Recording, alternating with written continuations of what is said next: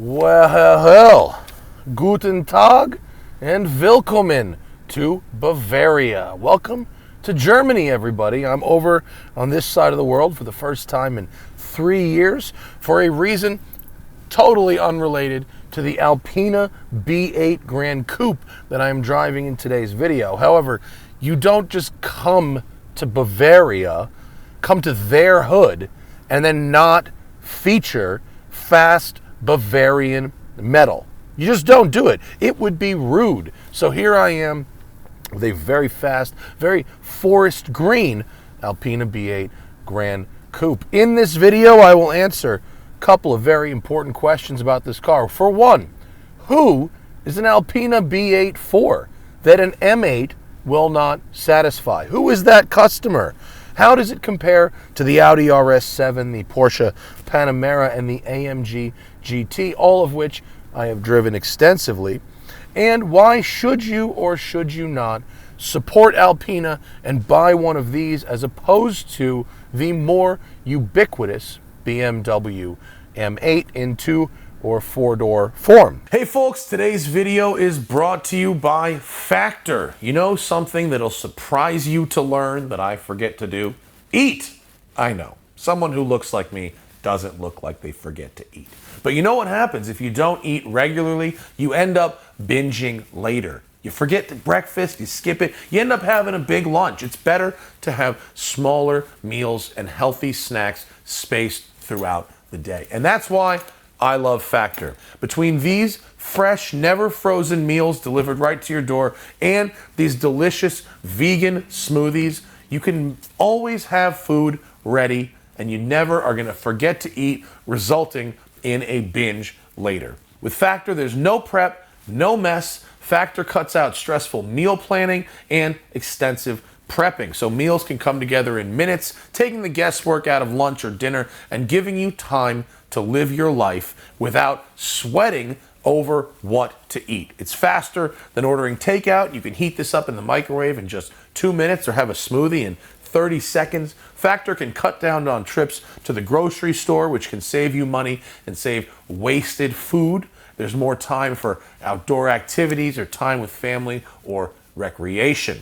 Factor is so flexible that you can adjust your order size each week, pause it if you go out of town, or get extra to enjoy Factor with your loved ones. And if I need a quick pick-me-up in between meals, these Factor plant-based smoothies are awesome. Tons of fiber and protein with no added sugars. Now, here's the deal. Head over to go.factor75.com/TST60. That's go.factor75.com/TST60. It's a lot to remember, so just click the link in the video description. It's right there.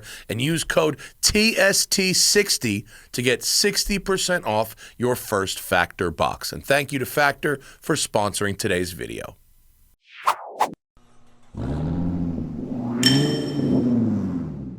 The Grand Coupe B8 features a 4.4-liter Alpina tuned twin-turbo Hot V V8 with an 8-speed automatic gearbox and all-wheel drive. In this vehicle, this engine makes 621 horsepower at 6,000 RPM and 590 pound-feet starting at just 2,000 RPM.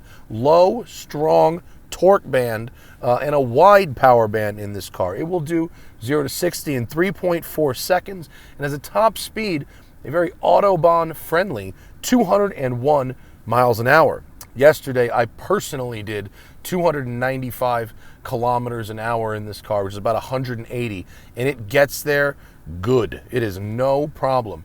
It's more than just a body kit, wheels, and an ECU tune for an Alpina. I visited their factory yesterday, and they have modified turbos. Their turbos spool up differently for a lower torque band than the M8's higher power band. It also has totally unique intercooler and oil cooler setup. The gearbox, the 8-speed automatic from ZF, is mostly the same as what you get in the M8, but it has reinforced gears for more torque. So it'll handle more torque better than the standard BMW one. The chassis setup is tailored for high-speed touring and less so for like track work and stuff like that. So all of the different settings through the iDrive mode controller are a little bit softer than what you'd get with an M. The idea being, according to Andreas Bovensiepen, the CEO who I spoke with yesterday, Alpina people are people who want to do 30,000, 40,000 kilometers a year in their car. They want to go 200 miles an hour down the Autobahn, 4 or 5 hours at a time, get out of their car feeling relaxed and refreshed. Rear steer is standard, which helps your tight turning radiuses and your handling, as well as your very high speed stability. We've got 15.6-inch front brakes, 15.7-inch rear brakes with forged monoblock, forged wheels and monoblock 4-piston calipers. The unique body kit in the front, traditional Alpina air dam optimizes airflow into the intercoolers and the oil cooler, and you have so many options of color, stitching, graphics. This has a very cool, simple graphic on the side of it that I really think is neat. They have a saddlery where you can get a crazy custom interior done, and all kinds of options. We'll talk about it more on the road. We will go into sport mode, manual shift. This road is very nice. It has been very quiet all morning. Past results, no indicator of future success, but here we go.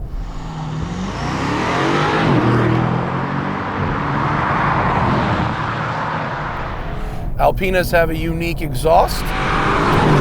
Throaty, but not too aggressive. Very responsive on the gearbox.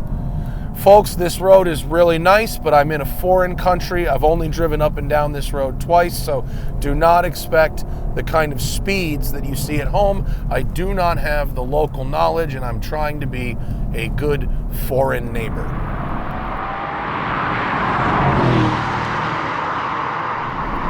The mid-range torque is what it's all about. Andreas told me that Alpina cars today are really about that mid-range torque, not that top-end revs like you would get from a motorsport product. It's about Autobahn passing, dropping a gear, and being right in the meat of that power band so you can make quick passes on the German B roads where lots of passing is allowed. And where I'm come from, there's not a lot of passing allowed. But in Germany, that's culturally relevant, so plenty of passing. The brake feel is excellent. This car has the optional Alpina engraved brake hat. It's very, very cool. The power response is so good. I mean, the way this thing gets from 80 to 180 miles an hour,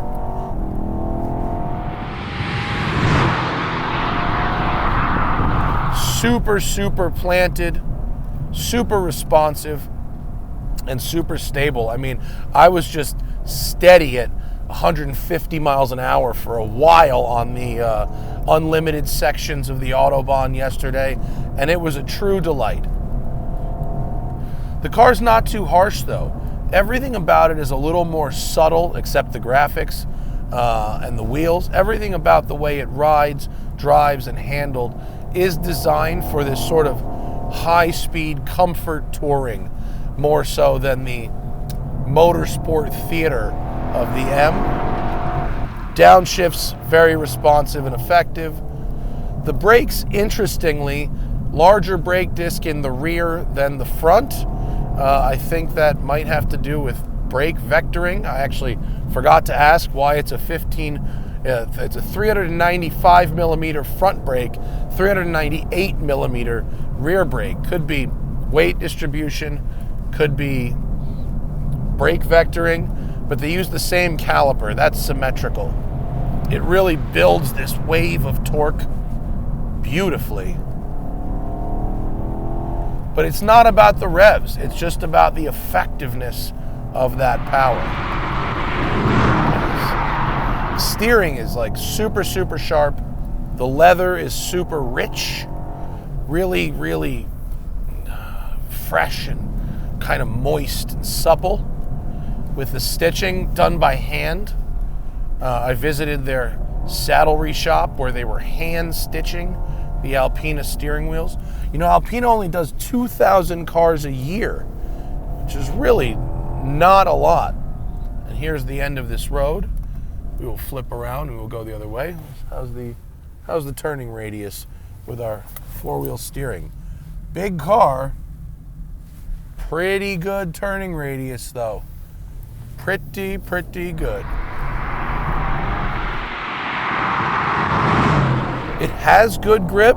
It has Pirelli tires that are matched to this car. I asked Andreas, if you're really going for the ultimate in ride, what is your strategy for getting there with these big 21-inch wheels? And he said, it's all about getting that matched tire. If you start with an off-the-rack tire and work your way backwards versus dialing in the car and then have like a Pirelli match that tire to the car, it's very effective, and you can have a big wheel like 21s here or 23s on the XB7 and still have a very good ride. And they need it. They got 15.5-inch brakes on this thing, so it's got to clear those big brakes. On some of their cars, they do have a smaller option. Their X3 has a 20-inch wheel, and it's got a little more meaty sidewall. Admittedly, that would be my choice.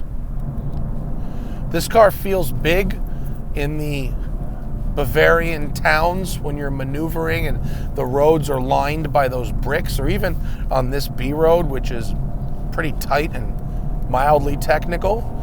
But on the Autobahn, it really shrinks around you at speed.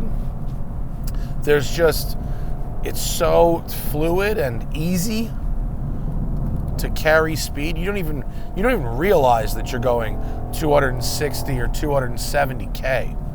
It's quite good.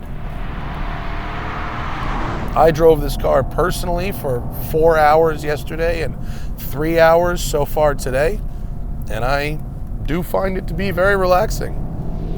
Seats are really comfortable. Oh, I don't want to go too fast past this farm, especially with this lady right there who didn't even seem to notice my presence.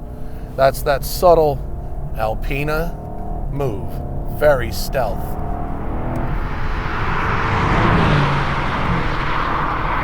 Overall, this car is very, very pleasant. It's insulating in here. You get very little of the outside world. You know, especially in this color, it's pretty subtle, but as I'm driving through towns here in Bavaria, it gets a lot of looks, a lot of very approving looks. High school kids love it. People in other BMWs are giving you the nod. You get a lot of respect from people in other BMWs when you're driving one of these. I like that. Because BMW drivers typically respect nothing and no one. It is definitely a rich person's car. The fuel economy is not great, and gas is the US equivalent of about $11 a gallon in Germany right now. So you got to be prepared. I filled this thing up from 3/4 of a tank to full yesterday, and it was about $115. It was quite, I'm sorry, from 1/4 to full, not from 3/4 to full, 1/4. But speed is not free, my friends. Speed is not free.